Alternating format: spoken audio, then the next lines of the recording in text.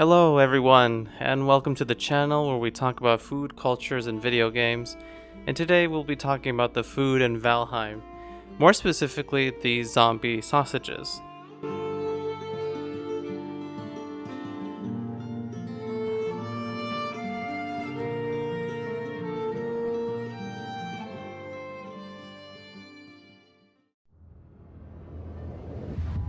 This story has us relive the Viking era, decorated with Norse mythology and some creative licensing in the 10th fictional realm removed from Yggdrasil known as Valheim.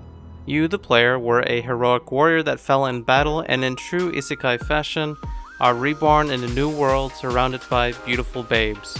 I'm not sure how to pronounce this, but we are actually Einherjar, which in Norse mythology were warriors that died honorably and lived in Valhalla to prepare for Ragnarok. But in this world, we are not going to indulge in wine and women, but instead to complete Odin's work by defeating his enemies known as the Forsaken. You are to survive in various hostile environments, and one of the most challenging transitions, I'd argue, is the swamp biome, full of blobs, oozers, skeletons, leeches, wraiths, and Draugr. And the Draugr will, upon their defeat, drop entrails, which can be used to craft sausages. And if you didn't know, sausage casing is made from intestine, which means these sausages right here are encased in rotten Draugr intestines. So, not too far off from Oscars. As of this time, the game is in early access, and information could change in the future. And there doesn't seem to be a great amount of lore regarding Valheim at first glance, but there is a beautiful amount of detail I discovered during research. Let's begin by talking about what Valheim's Draugr are. Runestones can be found to inform us of the world, and one of them explains how these monsters came to be. Valheim used to be home to a race of proud and noble people, but they challenged and went to war against the Aesir and Vanir gods. Great Odin leveled their cities and Loki consumed their mines in fire. Mighty Thor broke down their towers and Freya sowed their fields in salt tears. But pride cannot be killed entirely, and the warriors who fought in the final battle will not surrender. They return as Draugr. That isn't too far from their origins in the source materials. The Norse believed that Draugr returned to life if they were particularly greedy or malevolent, and they were known to protect their treasure, which is why the sunken crypts, remnants of their civilization, contain chests full of gold and loot.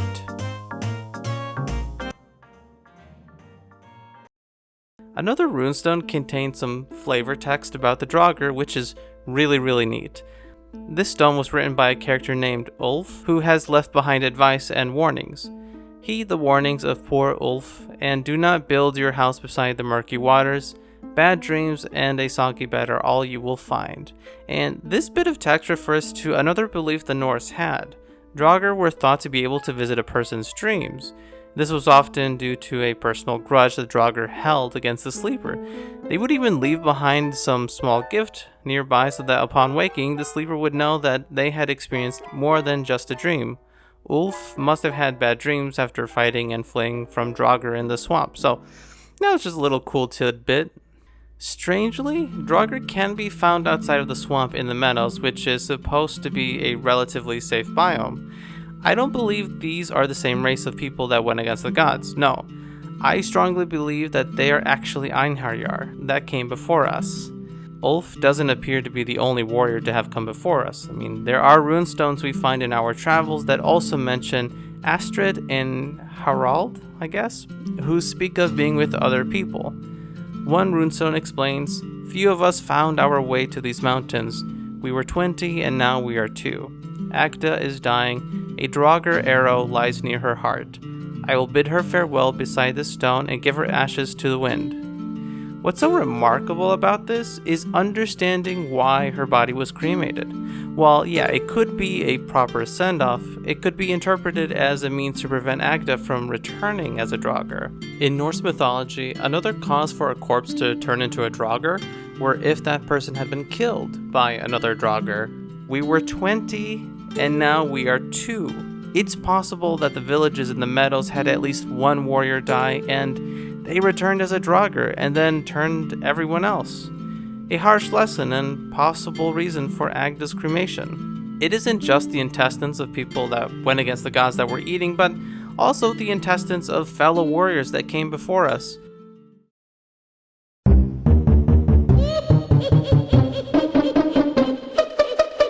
We now have an idea of where the food comes from, but how is this safe to eat?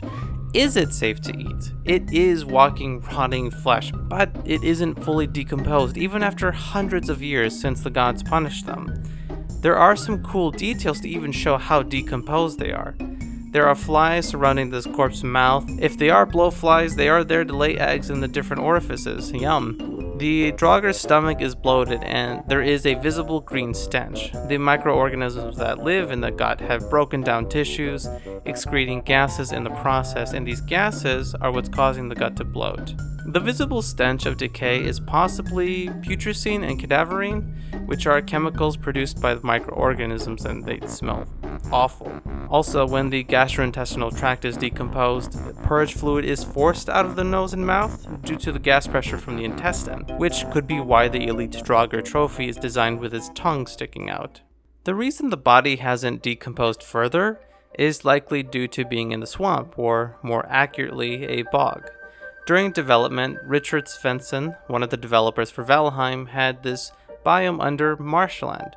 Maybe there is a discrepancy distinguishing between the different types of wetlands, or I'm just talking out of my ass. Both are very much possible. Wetlands are defined by the kinds of plants and fauna that live within the environment, and swamps have very rich soils, but as you can see, there isn't much plant life because the salt rain from Freya.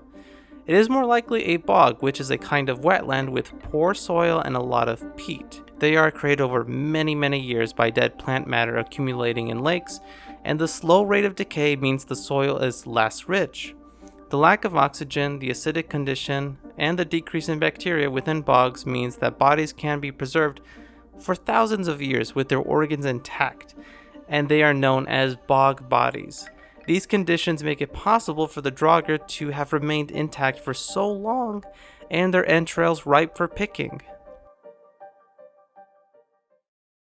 Now, this part was crazy to me, because I came to find that butter has also been found in bogs in Ireland. Some have been wrapped in hay and buried thousands of years ago, and two professional chefs, Andrew Zimmern and Kevin Thornton, were curious enough to taste this ancient butter. Kevin commented, "It's hard to say whether it's good or bad, it's just different," and Andrew described the bog butter as, "There's spoilage and a lot of funk in there, very strong fermented flavor, there is a crazy molded finish." Well, yeah man, you ate old ass butter. I can't believe it's not butter, more like I can't believe you're not dead. Kevin Thornton took some bog butter back to his restaurant, which he used to prepare a pigeon dish using hay, smoke, and bog bark. And when they cooked with the bog butter, it didn't melt, but instead it evaporated.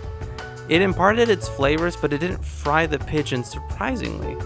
When the two chefs tasted the food, they noted that the butter had completely changed from that morning.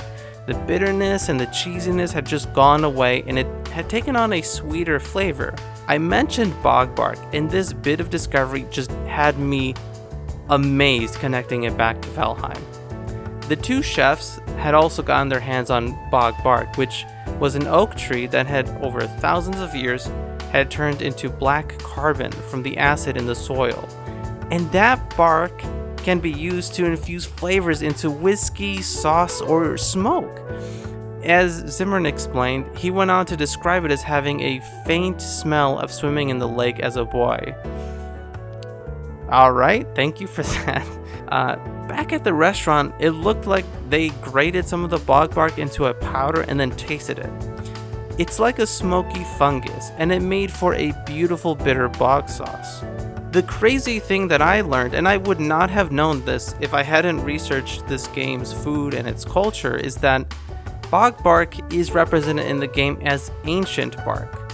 It comes from the black ancient trees in the swamp which are scattered around, taking in acid from the bog's soil. Destroyed by the gods, this hostile land can't grow many crops or plants, but it made way for a new kind of harvest. The acidic, anaerobic bog potentially made Draugr entrails safe to eat, and ancient bark is technically edible even though it isn't implemented in the game for that purpose. And that concludes our lesson on how the sausage is made.